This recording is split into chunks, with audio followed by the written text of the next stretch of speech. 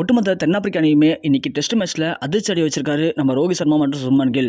So 26ஆம் தேதி இந்தியாவுக்கும் தென்னாப்பிரிக்காவுக்கும் டெஸ்ட் மேட்ச் நடக்க போகுது.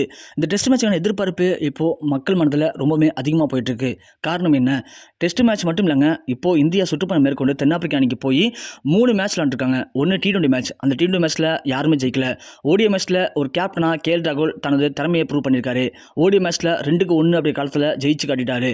இதனால இப்போ இருக்கிற டெஸ்ட் மேட்ச் அது மட்டும் இல்லாமல் நம்ம T20 மேட்ச் ஓடிஐ மேட்ச் ஜெயிக்கிறது முக்கியம் அல்ல, நம்ம டெஸ்ட் மேட்ச் ஜெயிச்சு ஆகணும்.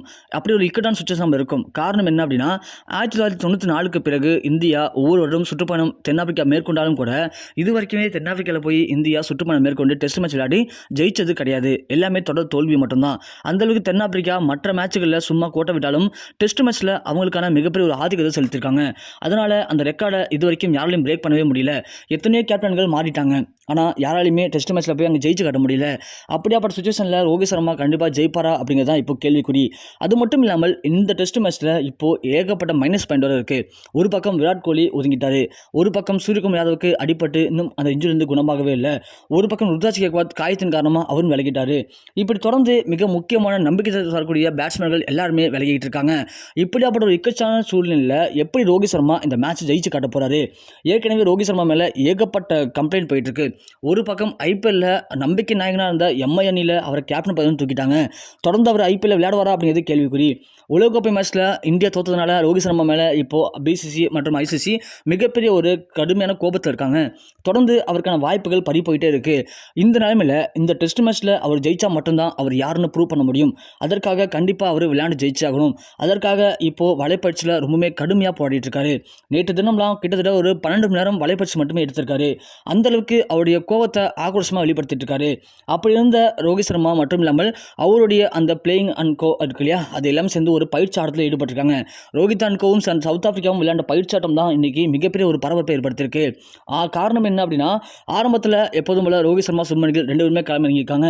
களமிறங்கி கொஞ்ச நேரம் வரைக்கும் ரோஹித் சர்மா கொஞ்சம் ஒரு 10 ஓவர் வரைக்கும் பொறுமையான ஆட்டத்தை வெளிப்படுத்தினாலும் கூட அதற்கு பிறகு கொண்டு வந்த ஆட்டம் தான் எல்லாரையுமே கதி கலங்க வச்சிருக்கு. ஒரு 5-6 வருடங்களுக்கு முன்னாடி போய் பார்த்தோம் அப்படின்னா ரோஹித் சர்மா யாருங்கிறது உங்களுக்கு தெரிஞ்சிருக்கும். அப்படியாப்பட்ட ஒரு ரூல் பிரேக் பண்ணக்கூடிய ரோஹித் சர்மா இன்னைக்கு அடின்னு அடித்து பிரித்து மெஞ்சிருக்காரு. தென்னாப்பிரிக்க வீரர்கள்லாம் போதும் சாமி, நீங்கள் கிளம்புங்கப்பா, இந்த ஆட்டத்தோட முடிச்சுக்கலாம் அப்படின்னு சொல்கிற அளவுக்கு அவங்கள காண்டு ஏற்றிருக்காரு. எதற்காக இவ்வளோ ஒரு கோபம் அப்படிங்கிற அளவுக்கு எல்லாருமே அதிர்ச்சி அடைஞ்சு பார்த்துருக்காங்க.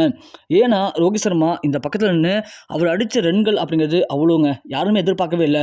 சுப்மன் கில்லே அதிர்ச்சி அடைஞ்சிருக்காரு. அவராலேயே ஓடி ரன் எடுக்க முடியாமல் இதுக்கு மேலே போதும் விட்டுலான அப்படிங்கிற அளவுக்கு ரோஹித் சர்மாட்ட கெஞ்சரும் நிலைமை உண்டு பண்ணியிருக்காரு.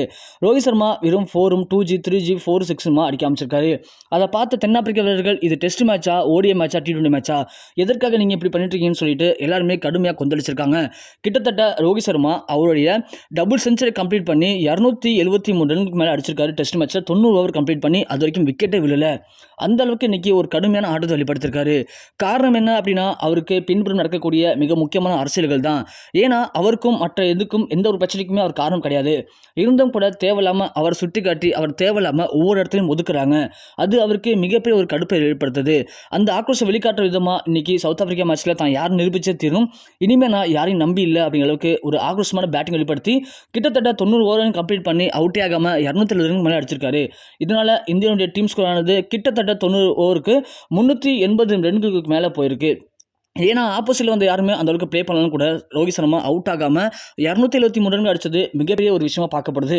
தொடர்ந்து இதே மாதிரி முக்கியமான மேட்ச்சில் அவர் ப்ளே பண்ணணும் அப்படின்னா கண்டிப்பாக ரோஹித் சர்மா அடிச்சுக்கிறதுக்கு யாருமே கிடையாது அப்படின்ற அளவுக்கு இந்தியாவுடைய மிக முக்கியமான கிரிக்கெட் ஜாம்பவான்கள் அனைவருமே அவருக்கான கருத்துக்களையும் பாராட்டுகளையும் தெரிவிச்சிட்டு இருக்காங்க.